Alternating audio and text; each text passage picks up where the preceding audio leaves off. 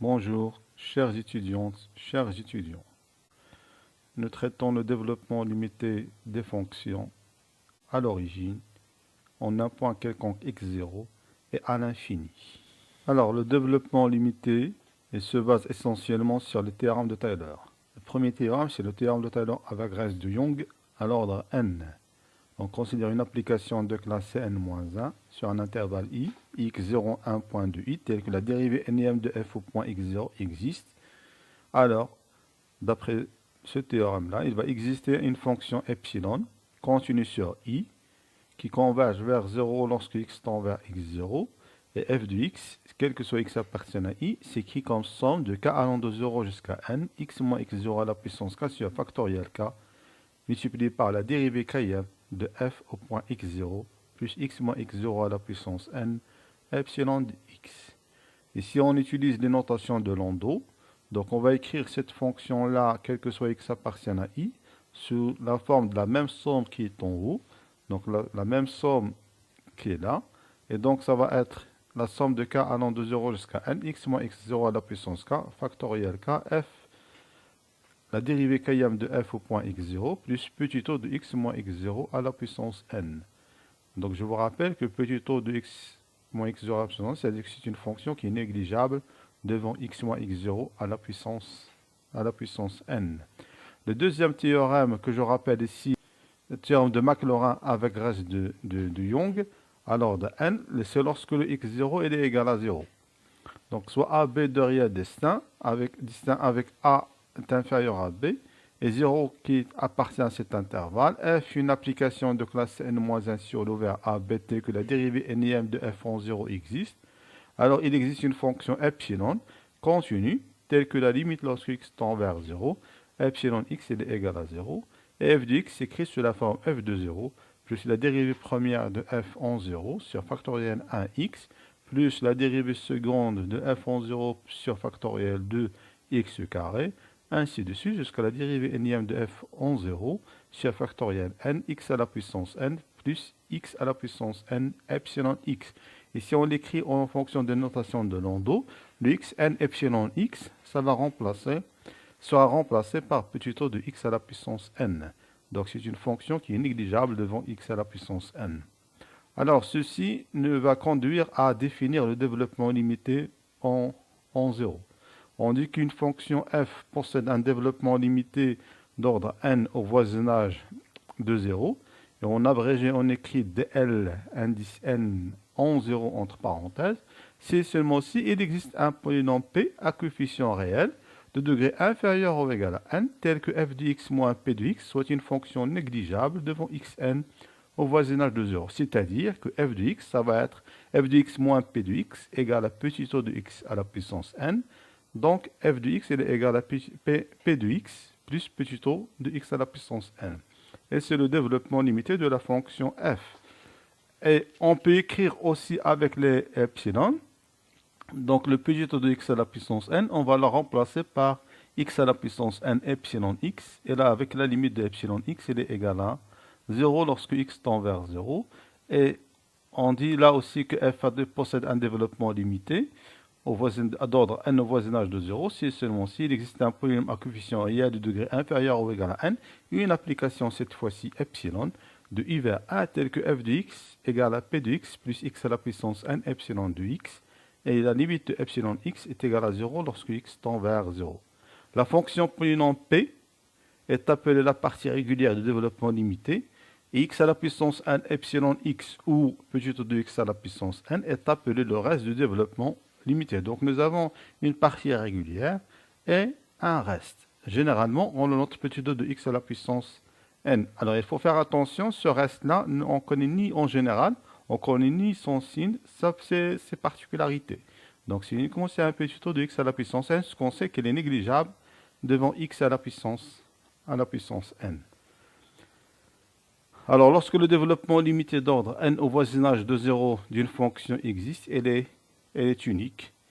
Et donc, la démonstration, elle est simple. Si on considère une fonction f ayant deux développements limités d'ordre n au voisinage de 0, donc c'est-à-dire que f de x va s'écrire sous la forme p de x plus petit o de x à la puissance n, et aussi il va s'écrire sur la forme q de x plus petit de x à la puissance n, où p et q sont deux polynômes de degré inférieur ou égal à n. Donc quand on fait la différence, on obtient p de x moins petit o de x, moins p de x moins q de x est égal à petit o de x à la puissance n.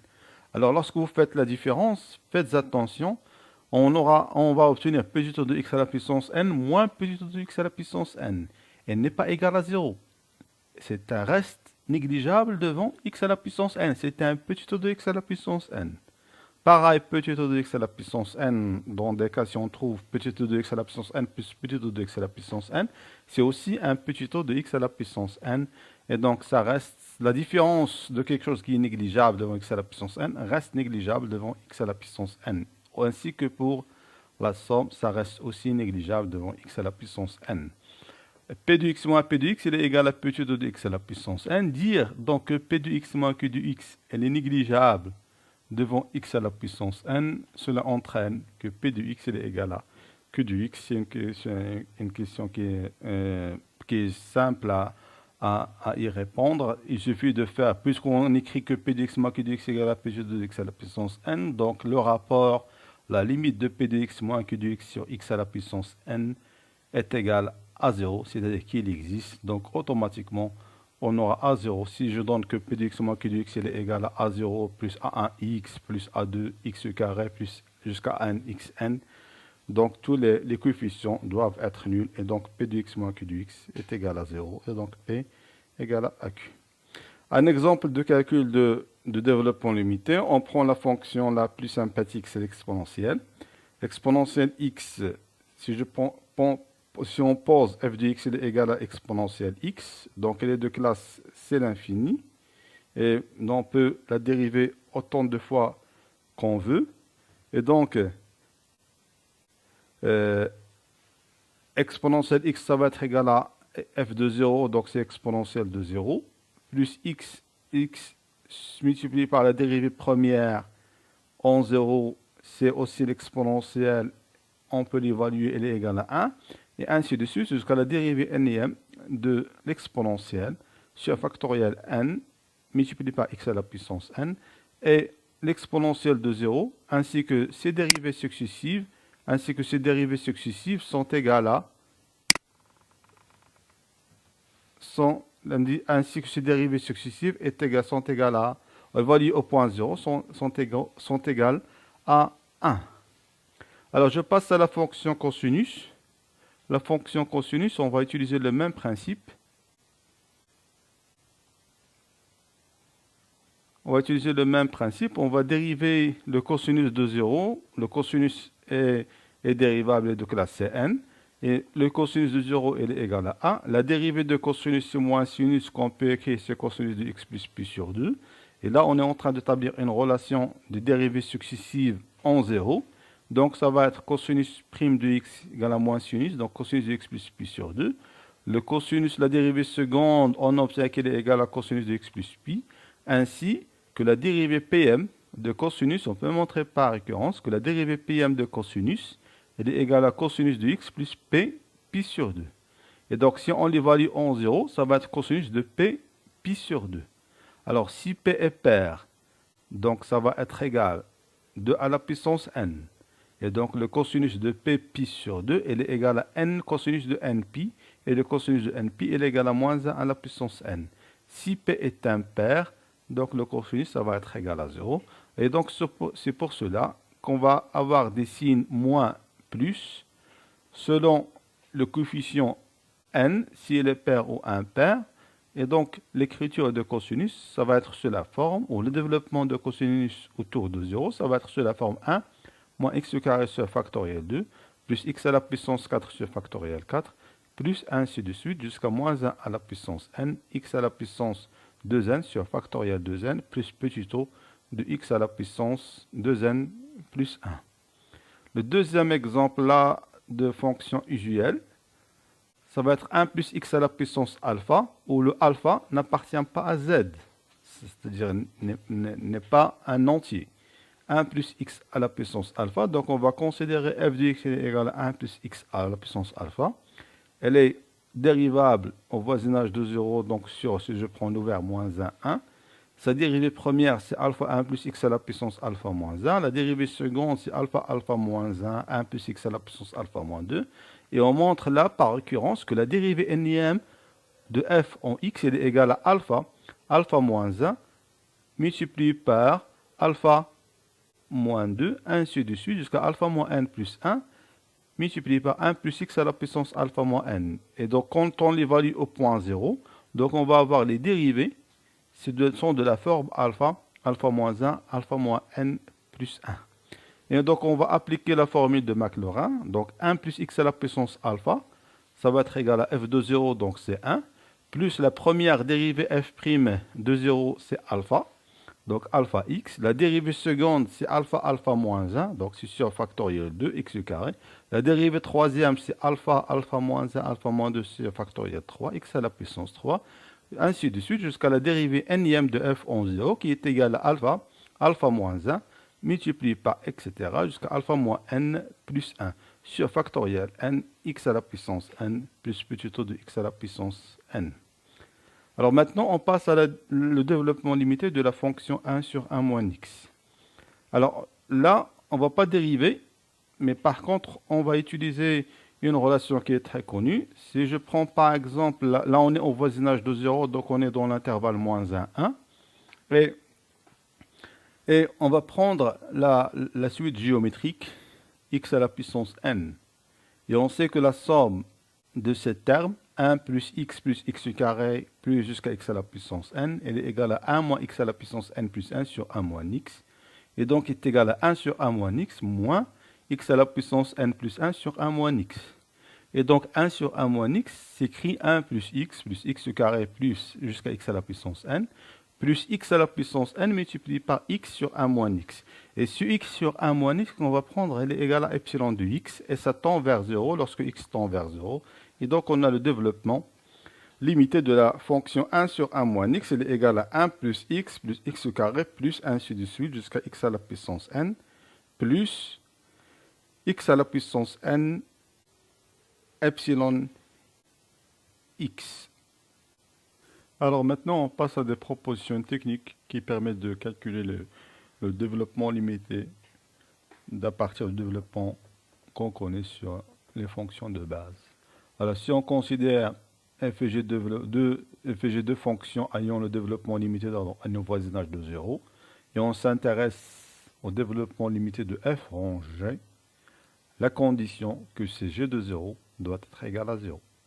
Si g de 0 égale à 0, si f possède un développement limité au voisinage de 0, g possède un développement limité au voisinage de 0, alors f rang g possédera un développement limité au voisinage de 0 à l'ordre n, dont sa partie entière est obtenue à partir du polynôme P rang Q. P, c'est la partie entière du développement limité de f. Q est la partie entière de développement limité de G. On dit soit la partie entière ou la partie régulière pour le développement limité. Et en retenant que les polynômes, du polynôme P rang Q, que les termes de degré inférieur ou égal à n, c'est-à-dire les monômes qui sont inférieurs ou égal à n qu'on retient. Alors exemple, exponentielle moins x. Là je prends un exemple qui est simple, exponentielle moins x. On connaît le développement de l'exponentielle x, c'est f, et moins x, c'est g. g de x, elle est égale à moins x. g de 0, elle est égale à 0. Donc, moins 0 est égal à 0. On connaît le développement de moins x. Le développement de moins x, c'est un polynôme, donc c'est moins x. Et on connaît le développement de exponentielle x, ça va être égal à 1 plus x au carré sur factoriel 2, jusqu'à x à la puissance n sur factoriel n. Et donc, on va remplacer x par moins x. Et donc, exponentielle moins x, ça va être égal à 1 moins x sur factoriel 1, plus moins x au carré, c'est x au carré sur factoriel 2, et ainsi de suite. Donc, c'est lorsque l'exposant est pair, ça va être plus, et lorsque l'exposant est impair, ça va être un moins. Et enfin, on aura la formule 1 moins x plus x au carré sur factoriel 2, plus ainsi de suite, jusqu'à moins 1 à la puissance n, x à la puissance n sur factoriel n plus petit o de x à la puissance n. Pareil pour le deuxième exemple, 1 sur 1 plus x, on connaît le développement de 1 sur 1 moins x, qui est égal à 1 plus x carré jusqu'à x à la puissance n, plus petit o de x à la puissance n. Et donc, on traite le développement de 1 sur 1 plus x en faisant le changement x par moins x. Et donc, ça va être 1 sur 1 plus x, est égal à 1 moins x, plus x carré, plus ainsi de suite, jusqu'à moins 1 à la puissance n, x à la puissance n plus petit o de x à la puissance n. OK. Alors maintenant, la troisième proposition, c'est lorsqu'il s'agit de la somme, si on connaît le développement limité de f et de g. Donc f s'écrit sous la forme p plus petit o de x à la puissance n. G s'écrit sous la forme q de x plus petit o de x à la puissance n. Et donc f, ou en général lambda f plus g, avec lambda 1 réel, elle possède aussi un développement limité de la forme lambda p plus q plus petit o de x à la puissance n. Exemple, la fonction ch, le cosinus hyperbolique. Le cosinus hyperbolique, c'est la somme des deux fonctions exponentielles x plus exponentielle moins x sur 2. On a l'exponentielle x, c'est 1 plus x carré sur 2. L'exponentielle moins x, et ainsi de suite. L'exponentielle moins x écrit 1 moins x. Quand on additionne, ça va être 1 plus 1 divisé par 2, donc c'est 1. Plus x avec le moins x va disparaître. Le x, ça reste que les monomes de degré pair. Donc ça va être 1 plus x carré sur factoriel 2, plus x à la puissance 4 sur factoriel 4, et ainsi de suite jusqu'à x à la puissance 2n sur factoriel 2n, plus petit o de x à la puissance 2n, et comme le terme x 2n plus 1 est égal à 0, on peut aussi écrire plus petit o de x à la puissance 2n plus 1. Donc c'est la même partie régulière que dans l'ordre 2n, que dans l'ordre 2n plus 1. Pareil pour les sinus hyperboliques, c'est exponentielle x moins exponentielle moins x. Donc ce qui va disparaître, ce sont les nombres de degrés pairs. Divisé par 2, on obtient x plus x à la puissance 3 sur factoriel 3, plus x à la puissance 5 sur factoriel 5, plus ainsi de suite jusqu'à x à la puissance 2n moins 1 sur factoriel 2n moins 1, plus petit o de x à la puissance 2n. Et aussi, on peut mettre plus petit o de x à la puissance 2n plus 1, parce que le terme x à la puissance 2n n'apparaît pas. Quatrième proposition, qui va nous être ici utile pour le calcul de développement limité. Lorsque je connais le développement limité d'une fonction f, je cherche une fonction g, telle que la dérivée de g est égale à f.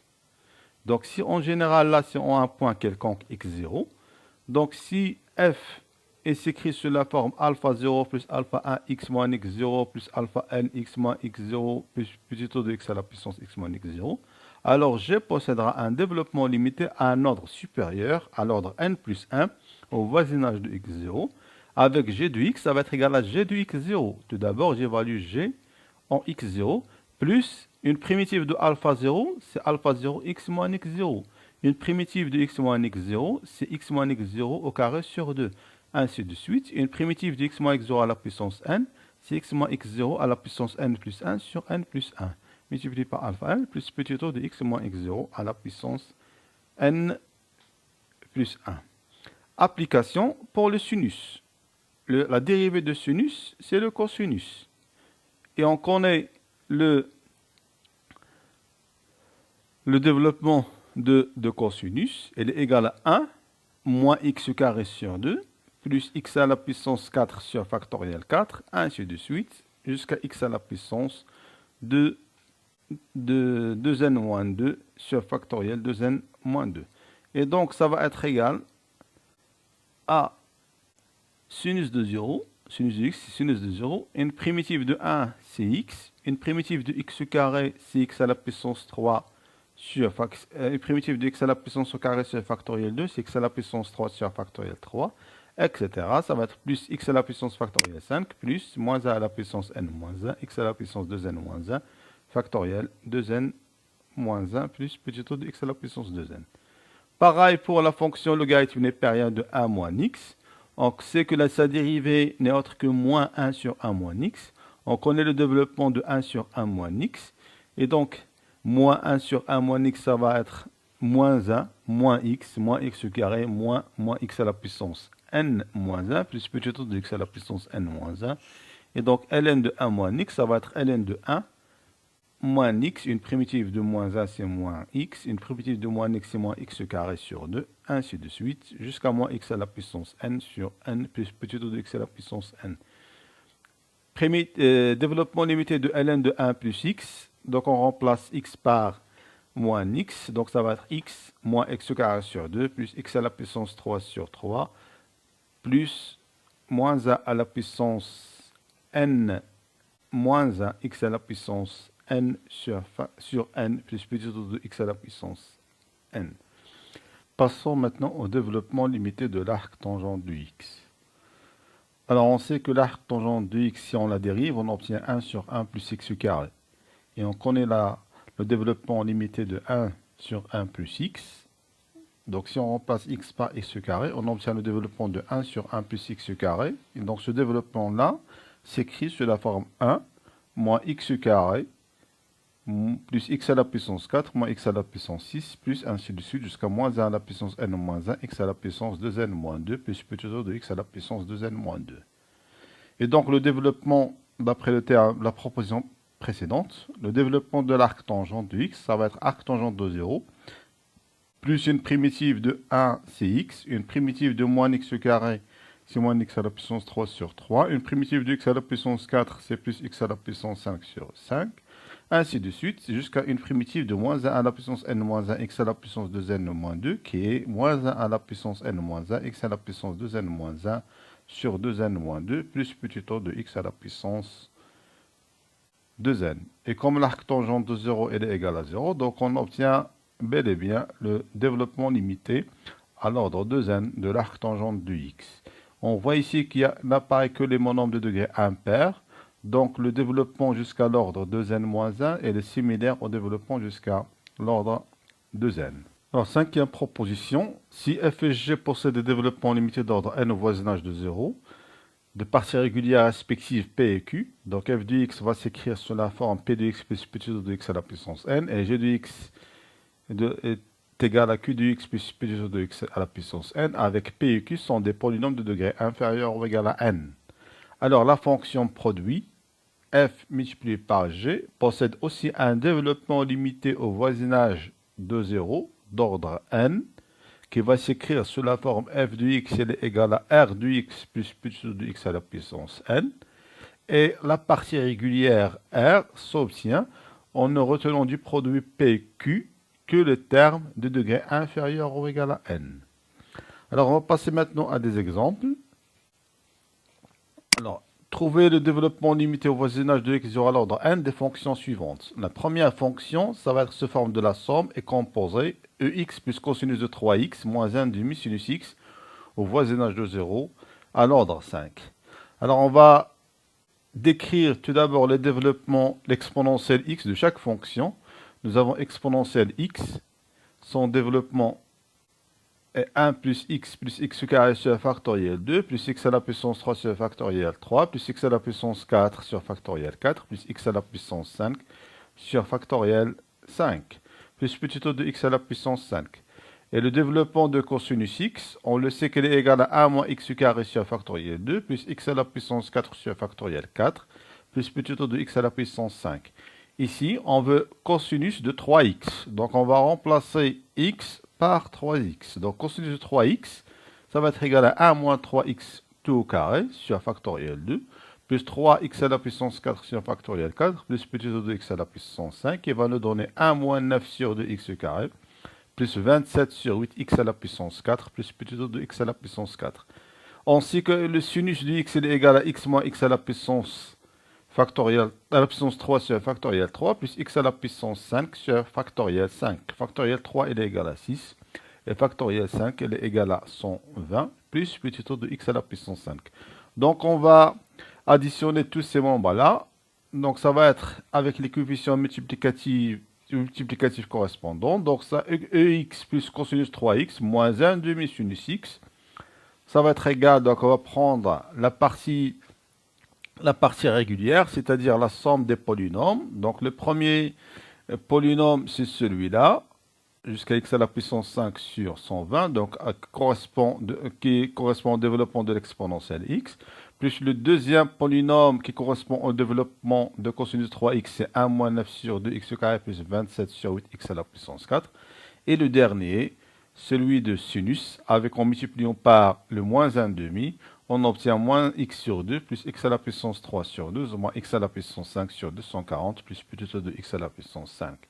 Et donc on additionne monome par monome, donc on obtient le développement de ex plus cosinus 3x moins 1 demi sin x, il est égal à 2 plus x sur 2 moins 4x carré plus 1 quart x à la puissance 4 plus 41 sur 12x à la puissance 4 plus x à la puissance 5 sur 240 plus petit de x à la puissance 5. Donc ça revient à des opérations sur des polynômes, l'addition, multiplication par un réel.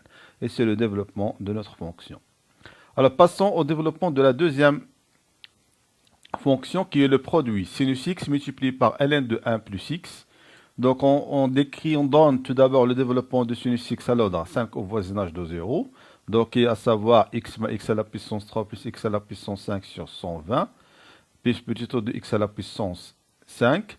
Et le développement de ln de 1 plus x, c'est s'écrit x moins x carré sur 2, plus x à la puissance 3 sur 3, moins x à la puissance 4 sur 4, plus x à la puissance 5 sur 5, plus petit o de x à la puissance 5. Alors, on veut le produit de sinus par ln de 1 plus x. Donc, on va faire le produit des parties régulières de chaque développement des fonctions sinus et logarithme de 1 plus x. Et donc, on multiplie les deux polynômes et plus petit o de x à la puissance 5. Et lorsqu'on développe, on ne garde que les monomes de degré inférieur ou égal à 5. Vous constatez ici, donc si je développe par rapport à x, donc ça, on aura x moins x à la puissance 3 sur 2, plus x à la puissance 4 sur 3, moins x à la puissance 5 sur 4. Et là, on obtient, si je multiplie x par x à la puissance 5 sur 5, on obtient x à la puissance 6 sur 5. On ne l'écrit pas dans le développement, on le met dans le reste, qui est petit o de x à la puissance 5. Pareil, on va développer par rapport à moins x à la puissance 3 sur 6. Donc, moins x à la puissance 3 sur 6 multiplié par x, c'est moins x à la puissance 4 sur 6. Et multiplié par moins x carré sur 2, ça nous donne plus x à la puissance 5 sur 12. Et le suivant, on aura moins x à la puissance 6 sur 18. Donc on a dépassé x à la puissance 5. Donc on ne l'écrit pas, on le met dans un petit o de x à la puissance 5. Donc on rassemble, on additionne en termes, enfin les monomes de même degré. Donc là, on a x carré apparaît une seule fois. Là, x à la puissance 3 apparaît une seule fois. X à la puissance 4, c'est x à la puissance 4 sur 3 et moins x à la puissance 4 sur 6. Donc ça nous donne x à la puissance 4 sur 6. Et x à la puissance 5, elle apparaît deux fois. Donc c'est moins x à la puissance 5 sur 4 plus x à la puissance 5 sur 12. Ça nous donne moins x à la puissance 5 sur 6.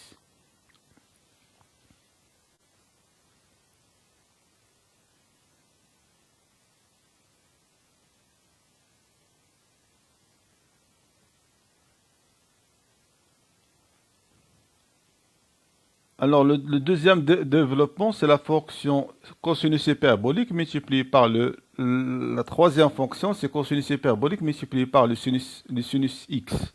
Alors, on a le développement de cosinus, elle est là. Donc, le développement de cosinus hyperbolique, si je le connais, donc je peux l'écrire directement, sinon je peux le recalculer encore une fois, sachant que le cosinus hyperbolique, c'est exponentielle x plus exponentielle moins x sur 2. Donc après un calcul, on obtient c'est 1 plus x carré sur 2 plus x à la puissance 4 sur 24 plus petit de x à la puissance 5. Et on connaît le développement de sinus, c'est x moins x à la puissance 3 sur 6 plus x à la puissance 5 sur 120 plus petit de x à la puissance 5. On fait le produit, donc la partie régulière de développement de cosinus hyperbolique et la partie régulière de développement de sinus. Alors, on fait le développement par rapport à 1 et on s'arrête à x à la puissance 5. Donc, tout ce terme-là va se réécrire. Donc, ça va être x moins x à la puissance 3 sur 6 plus x à la puissance 5 sur 120. Et là, on va multiplier par x au carré. Donc, on obtient x à la puissance 3 sur 2 moins x à la puissance 5 sur 12. Et quand je développe x à la puissance 4 par x à la puissance 5, j'obtiens x à la puissance 7. Donc ça dépasse x à la puissance 5. On le met dans petit o de x à la puissance 5. On passe à x à la puissance 4. Donc ça va être x à la puissance 5 sur 25. Et le reste, ça va dépasser x à la puissance 5. Donc on le met dans petit o de x à la puissance 5. Donc on additionne monome par monome. Et donc on obtient x plus x à la puissance 3 sur 3 moins x à la puissance 5 sur 30. Plus petit o de x à la puissance 5, c'est le développement de cosinus hyperbolique multiplié par sinus hyperbolique autour de 0 à l'ordre 5. Alors passons maintenant au développement autour de 0 de 1 plus x à la puissance 1 sur x. Alors on sait que 1 plus x à la puissance 1 sur x, il s'écrit sous la forme exponentielle de 1 sur x, ln de 1 plus x. On connaît le développement de ln de 1 plus x, c'est sous cette forme-là. Quand on divise par x, donc ça va être la division d'un polynôme par x, donc on va simplifier par x, donc on obtient ce polynôme-là, plus petit o de x à la puissance 3. Et donc 1 plus x à la puissance 1, x égale exponentielle de 1 moins x sur 2 plus x carré, plus moins x à la puissance 3 sur 4, plus petit o de x à la puissance 3. Alors je peux sortir l'exponentielle, puisque je connais que l'exponentielle de a plus b est égale à exponentielle de a multiplié par exponentielle de b. Donc ça va être exponentielle de 1, qu'on note e, multiplié par exponentielle de moins x carré sur 2 plus x carré à la puissance 3 moins x à la puissance 3 sur 4. Et donc là, ça devient comme on cherche le développement de la composée, la fonction exponentielle en rang g. G de x est égal à moins x sur 2 plus x carré sur 3 moins x à la puissance 3 sur 4. G de 0 est égal à 0. Donc je peux appliquer le développement de l'exponentielle. On connaît le développement de l'exponentielle, donc ça va être égal à 1 moins x sur 2 plus x carré sur 3 moins x à la puissance 3 sur 4 plus 1 demi. Je lève au carré plus 1 sur factoriel 3, la même quantité à la puissance 3 plus petit o de x à la puissance 3. Et on va développer les quantités, mais en s'arrêtant uniquement à l'ordre 3. Donc, si je, lors de mon développement, lorsque j'obtiens un monome qui est au-delà de 3, son degré au-delà de 3, je ne l'écris pas et je le mets dans petit o de x à la puissance 3. Et donc, par un simple calcul, on obtient que moins x sur 2 plus x carré sur 3 moins x à la puissance 3 sur 4 au carré, elle est égale à x carré sur 4 moins x à la puissance 3 sur 3 plus petit o de x à la puissance 3. Et le développement de moins x sur 2 plus x carré sur 3 moins x à la puissance 3 sur 4 à la puissance 3, elle est égale à moins x à la puissance 3 sur 8 plus petit o de x à la puissance 3. Évidemment, quand je développe ce polynôme-là, j'obtiens moins x à la puissance 3 sur 8 plus des monomes de degré supérieur ou égal à 4. Donc, je les mets dans petit o de x à la puissance 3. C'est un reste. Et donc, 1 plus x à la puissance 1 sur x, ça va être son développement et s'écrit sous cette forme-là. On va regrouper les monomes de même degré. Donc là, il y a la constante 1, x sur 2 par une seule fois, x carré, donc il apparaît là et là, donc on additionne, donc on obtient 11 sur 24 x carré. X à la puissance 3, on obtient moins 7 sur 16 x à la puissance 3. Et c'est le développement de 1 plus x 1 sur x au voisinage de 0. Et lorsque vous calculez la limite, 1 plus x à la puissance 1 sur x, vous voyez que ça tend vers e, lorsque x tend vers 0.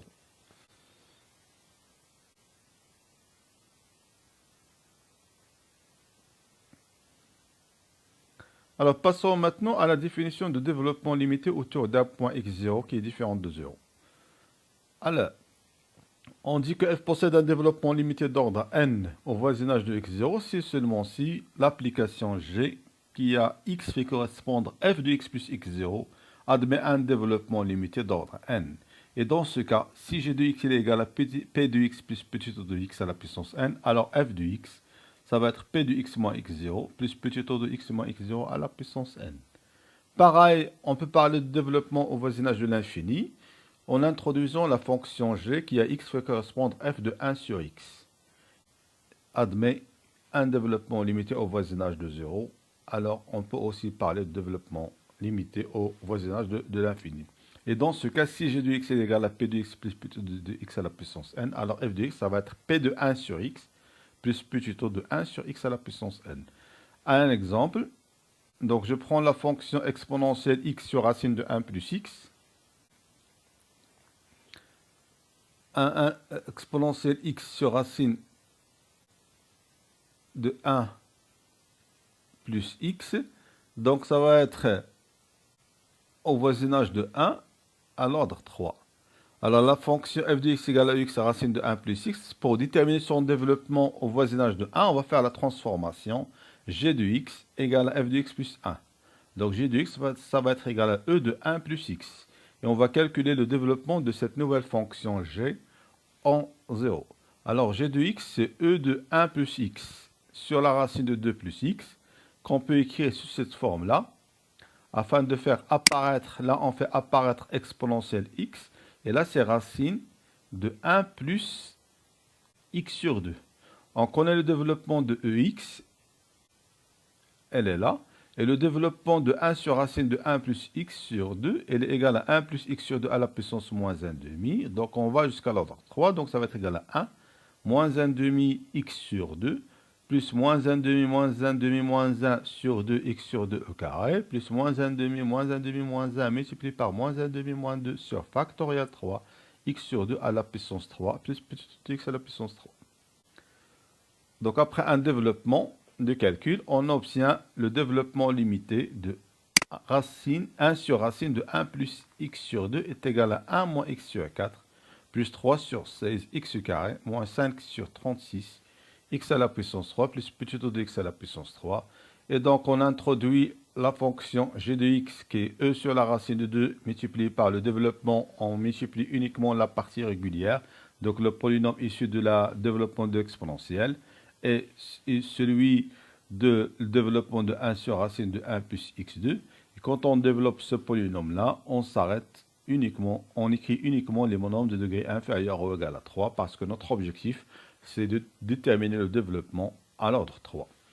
Donc lorsqu'on développe ce produit-là de polynôme, on obtient 1, donc le développement par 1, donc on va écrire tout ce polynôme-là. Ensuite le développement par x, donc on ne va pas écrire 5 sur 36 x à la puissance 3, donc on va s'arrêter à 3 sur 16 à la puissance x à la puissance 3.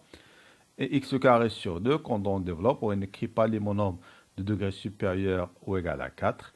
Et pareil pour x à la puissance 3 sur factoriel 3, la multiplication par 1, ça nous donne x à la puissance 3 sur 6. Et donc on va regrouper les mêmes monomes ayant le même degré, les monomes ayant le même degré, donc ça va être égal à 1 moins 3 quarts x plus 7 sur 16 x carré moins 13 x à la puissance 3 petit o de x à la puissance 3.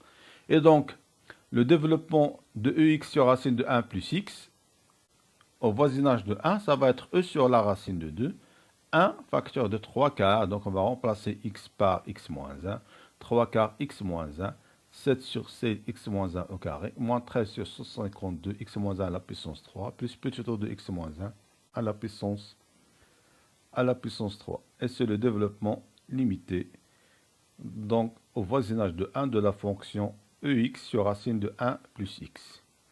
Alors maintenant, passons à la fonction ln de x, mais là, elle demande le développement à l'ordre 2 de la racine de 2 sur 2. Donc on va faire considérer là aussi la fonction g de x égale à f de x plus la racine de 2 sur 2. Et on va déterminer le développement au voisinage de 0 de la fonction g à l'ordre 2. Donc g de x elle est égal à ln de x plus la racine de 2 sur 2. Ça va être égal à ln de racine de 2 sur 2 facteur de racine de 2x plus 1. Donc ça va être ln de racine de 2 plus ln de 1 plus racine de 2x.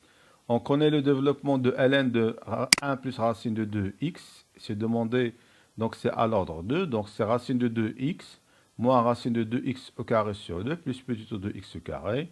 Et ça va être égal donc à ln de racine de 2.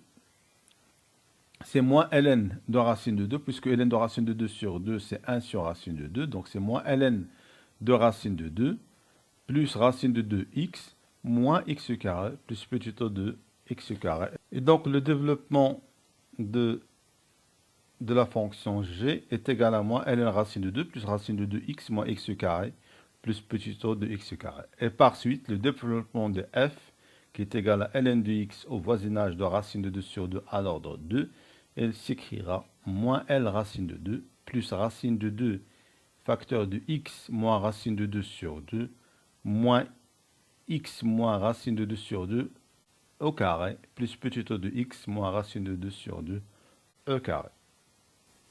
Alors passons maintenant à troisième exemple qui est la fonction ln de tangente de x. Il est demandé de déterminer le développement à l'ordre 2 au voisinage de pi sur 4 de cette fonction f. Donc là aussi on va écrire la fonction g qui est de la forme f de x plus pi sur 4. Et on va déterminer son développement limité au voisinage de 0 à l'ordre 2 de cette fonction g. Donc g de x il est égal à ln de tangente de x plus pi sur 4. Tangente c'est le sinus sur le cosinus. Et ln de a sur b elle est égale à ln de a moins b. Donc on va faire cette opération là. Et on va développer le sinus de x plus pi sur 4 égale à racine de 2 sur 2 cosinus de x plus sinus x.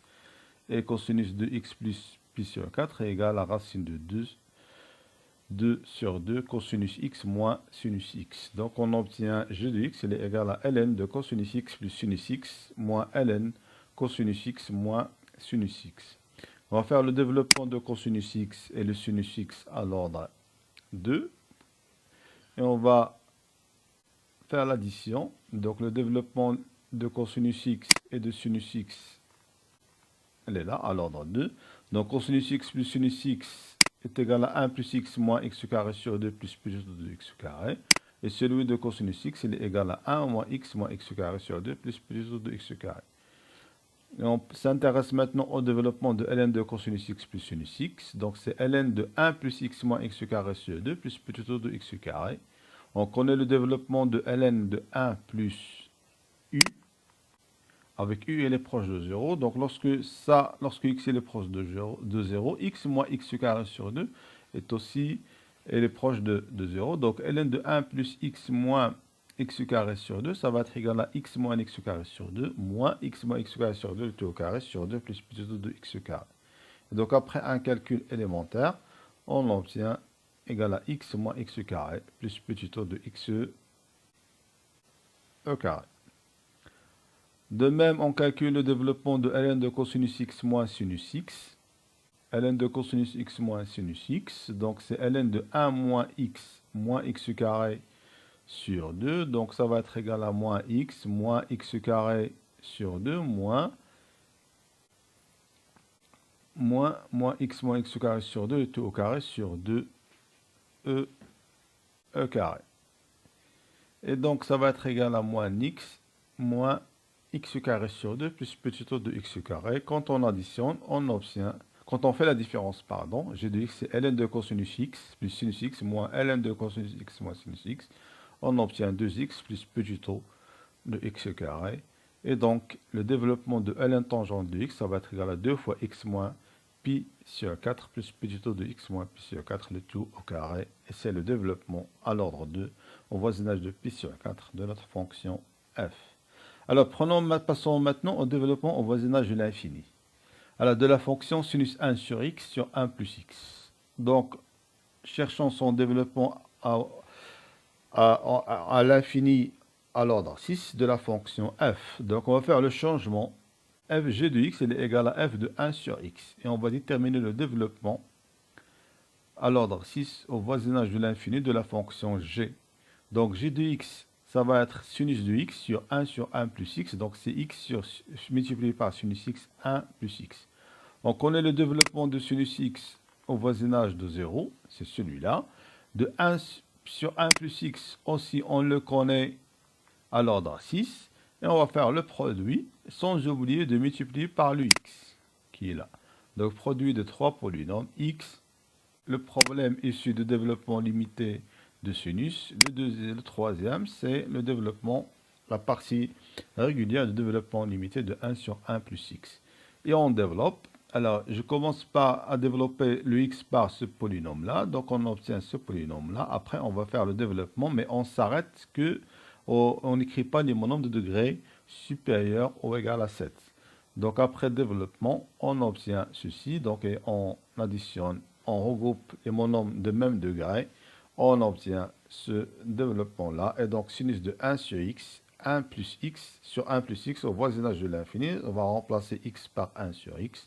Donc on obtient 1 sur x carré, moins 1 sur x à la puissance 3, plus 5 sur 6, 1 sur x à la puissance 4, moins 5 sur 6, 1 sur x à la puissance 5, 101 sur 120 multiplié par 1 sur x à la puissance 6, plus petit de 1 sur x à la puissance 6. Par conséquent, nous terminons cette révision sur le développement limité. Je vous remercie de votre attention et à très bientôt.